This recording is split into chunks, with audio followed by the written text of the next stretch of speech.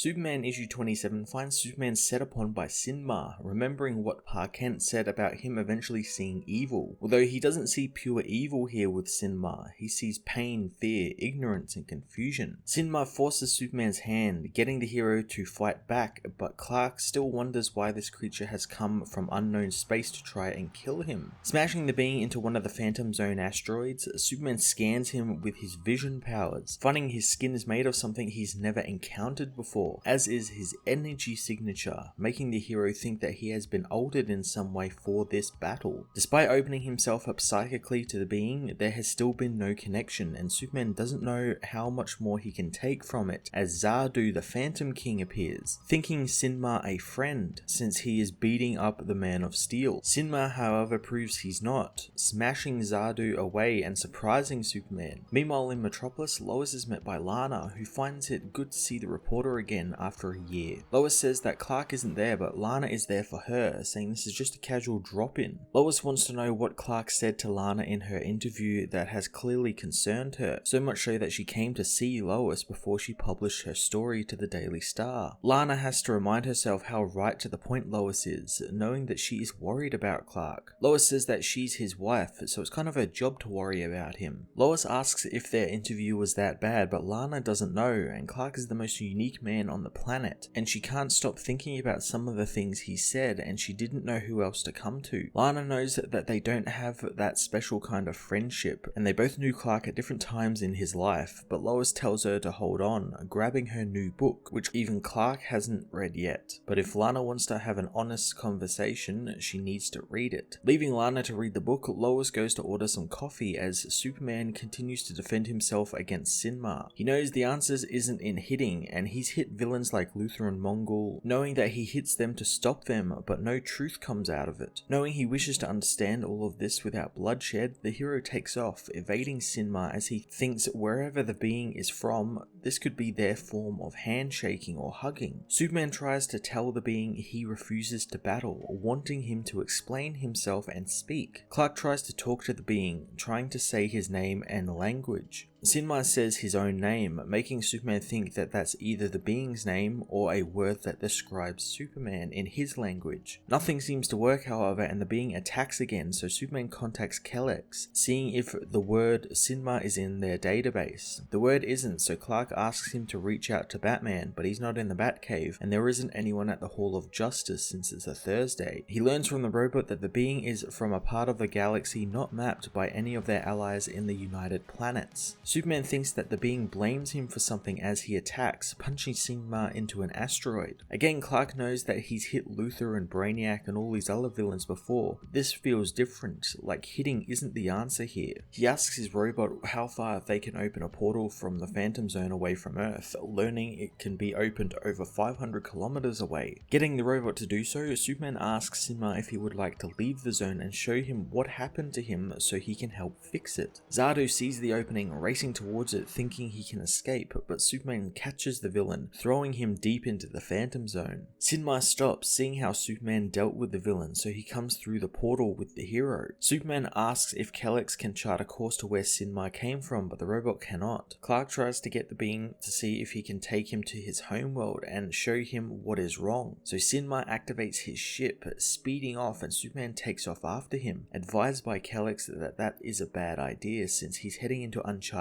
territory and Kellex will lose connection with him, meaning the hero will be lost in space. The robot reminds the hero that he doesn't know what solar energies Synmarr's planet is bathed in, or even if they have a sun to begin with. Kellex soon loses connection as Superman arrives in Synmarr's system, finding an orange sun which begins changing his physiology, causing his hands to tremble, and he begins feeling flu-like symptoms overtake him as he is trapped by a force he cannot push against, knowing that he would find this all fascinating if he wasn't under its control. Soon he hears Synmarr's voice as the being says that he notices Superman's life light dimming when they entered the solar system, and while it doesn't affect his people, the effects on Superman seem to be substantial. Superman is surprised the being speaks now, learning that he can thanks to Synmarr's way creating a communication gateway with them. Synmarr says that the fight is over, and without his solar empowerment, Superman cannot fight at all. He says their scientists theorize that Superman's powers would be diminished without a yellow sun, as is his intellectual capacity, which begins to have an effect on the hero, who cannot remember where he is or why he is there. Synmarr reminds the hero who he is, saying that he speaks for all, and Superman's surrender is noted as he leaves the depowered Man of Steel to float in the orbit of the orange sun. Superman issue 27 was another fantastic action-packed issue that continues to reinforce what I love so much about the character of Superman. I really enjoyed the swerve this story took, with Superman heading out into dangerous uncharted space, all in a bid to further understand a new alien race and not resort to violence, only for him to become trapped in dark space, as well as the return of the Bronze Age effects orange sun energies have on Superman. All throughout this issue, the dialogue was a wonderful reminder that Superman never wants to resort to violence as a first response, and always seeks to find a non-violent way to end the situation, with this instance being made that much harder since there's literally a new alien species no one's ever heard of attacking him, but yet Superman still perseveres. I thoroughly enjoyed this issue, and the cliffhanger at the end has me excited for the next installment of this story arc. I'm going to give this issue a 10 out of 10.